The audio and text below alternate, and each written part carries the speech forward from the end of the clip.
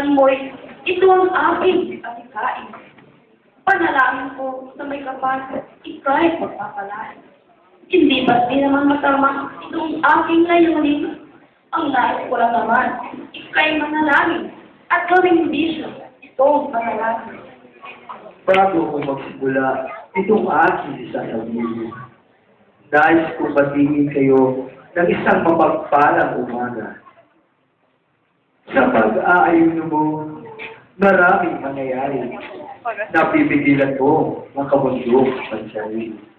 Hindi ba masarap makalangit na mangyayari at hindi iniisip ang iyong sarili?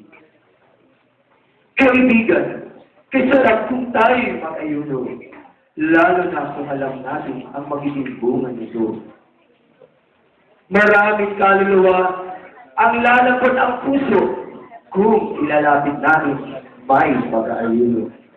Mga makasalanan, ililigtas sa mundo dahil sa Kristiyano tapat sa ayuno.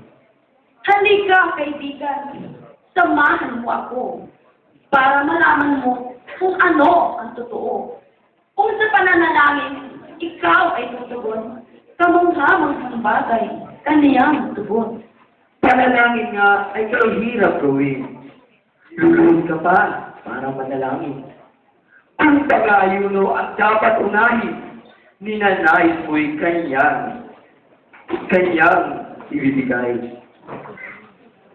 Nananalangin ka nga, araw at gabi, sa pananalangin ikaw ay kumukubli. Nais mong pagpalain ka ng Diyos na nagsabi, ngunit sa puso't isip mo'y may nagsasabi. Tututunin ba ng Diyos itong ating sinasabi? Kapagkat sa isip mo'y alinlang at magkasawing. Kaya di ka pinagpapala ng may kapal, ay dahil hindi ka marunong magdasal.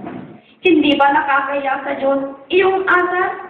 Kaya pagpapala mo ay sobrang bagal.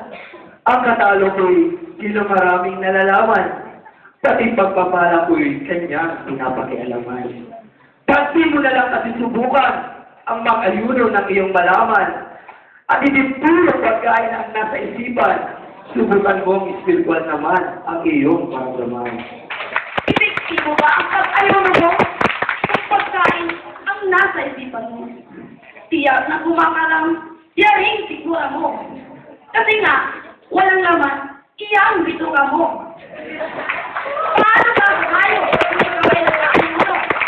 Sa hindi mag-init ng araw, tiyak kang may hilo. Magaling manalangin, pero magaling din kumain. Sa isang paanyaya lang, tiyak na darating dahil mas iniisip niyang pagkain makakain, kaya pag-ayuno'y kinakalimutan gawin. Hindi ba't sa pananalangin kung kaya ikaw ay gumaling sa malubhamong karamdaman, lamutin mo na ang ikadunin. Kaya ngayon, pinabaliwala mo ay wagaan ng panalangin. Bakit kailangan pa mag-ayuno kung sa panalangin din ay matata mo? Maraming nananalangin, akala mo'y totoo. Ngunit mapag-ibot naman kanilang pagkatao. Sa harapan ng tao, akala mo siya ay santo.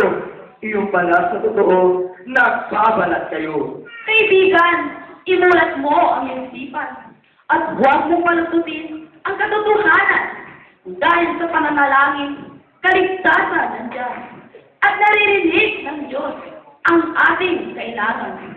Sige, manalangin ka at ng iyong malaman upang bigyan ka ng karunungan at kaalaman at para kaisipan mo'y magbagong lubusan para gamitin ka ng ating Diyos na may kapal.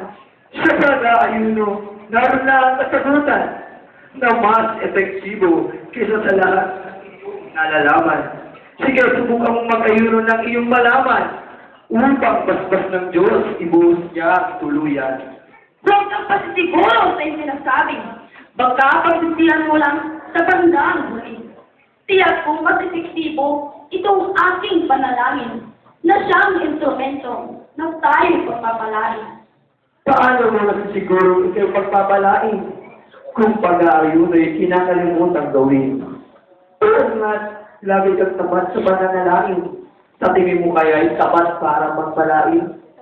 Ang paglago ng iglesia ay nagsisibulo dahil sa pag-ayuno ng tapat na Kristiyano. At huwag mong sasabihin, walang halaga ito. Sapagkat dahil dito, Kristiyano panalo. Ang Kristiyano walang talo, ang sandata ay panalangin. Kahit maraming pagsubok, sa Diyos pa rin ang dalangin. Kaya kaibigan, ito ang ating adhikain, na ikaw ay matutong tumawag at manalangin. Huwag mo nang hayaang oras ay sayangin. Manalangin ka at sa Kanya ay sumingin. Sa mga utos niya na dapat ay sundin upang basbas niya ay matupad sa iyong hangarin.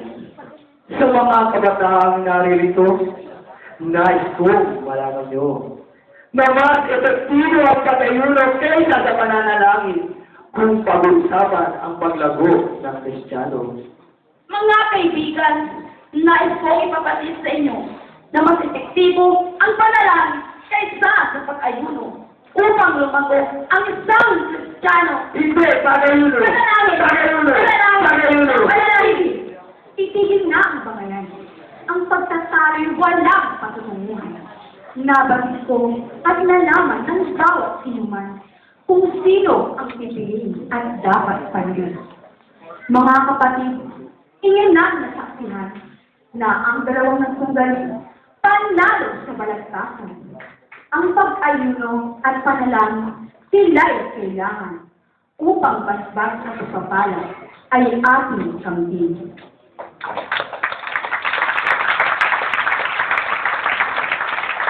Pag-ayuno at panalangin